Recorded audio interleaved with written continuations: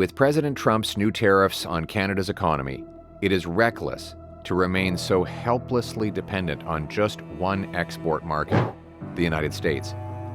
Canada must also look to sell to other countries, and I've found just the one. It is a country that needs Canada's products, and it sells things that we'd benefit from buying. It's a peaceful democracy with lots of resources and famously nice people. It shares our climate, culture, and would you believe it? Their official languages are French and English, just like us. There's only one problem. This country imposes massive trade barriers on us that cost about $5,100 per person.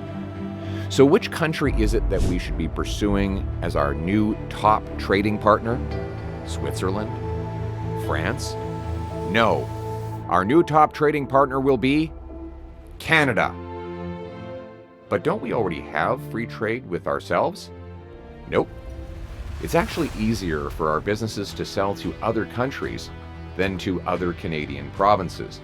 Trade barriers between Canadian provinces are actually more costly than trade barriers between Canada and other nations.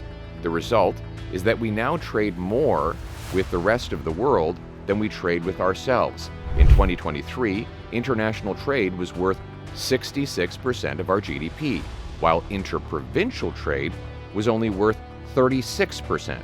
That makes no sense. Economist Trevor Tomb estimated that eliminating all interprovincial trade barriers would boost Canada's economy by as much as 7.9% and generate an economic boost of $200 billion per year, or $5,100 per person. In 2022, Canadian provinces and territories sold nearly $600 billion to the U.S.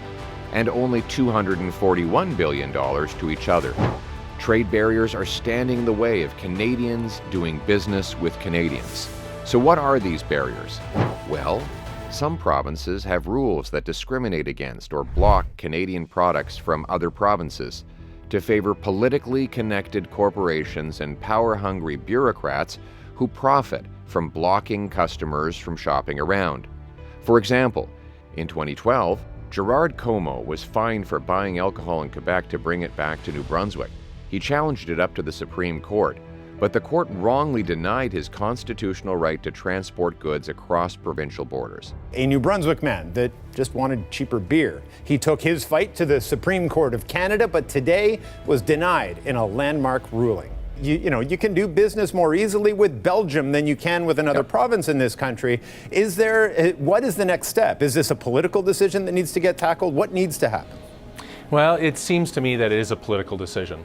Often, provinces have contradictory health and safety regulations which slow or block the moving of goods. Differing weights and clearances by provinces slow and stop truckers from shipping goods. For example, some provinces require certain trucks to only drive during daylight, but the provinces can't agree on the definition of daylight. Construction zones in different provinces have different height limits and permits that are approved one day and can be voided the next. Therefore, our truckers can't efficiently move the massive machines and materials needed to build pipelines, bridges, and other big projects, or to affordably move goods to your local store or your doorstep. You know, the laws of physics are the same in every province. If a certain tonnage of weight is safe to carry in one province, it should be safe to do so in the province next door. Harmonizing rules on weight, sizes, clearance, and driver training would let truckers move hundreds of billions of dollars of goods east-west rather than just north-south, and could boost our GDP by up to $1.6 billion. To understand the size of the problem, look no further than the Canada Free Trade Agreement that is supposed to allow commerce between our provinces and territories. It's an exceptional agreement.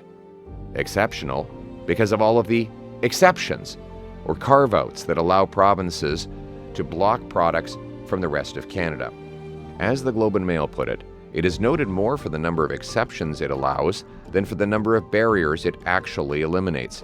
Of the deal's 340 pages, 133 were needed to list those exemptions.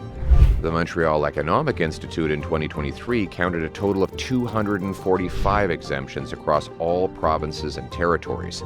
The threat of President Trump's tariffs is a wake-up call to all political leaders who are now forced to put the national interest ahead of special interests. Canadians will expect all political leaders to do what it takes to make our country more self-reliant and less dependent on the Americans. It starts with trade at home. So let's bring it home. Here's how.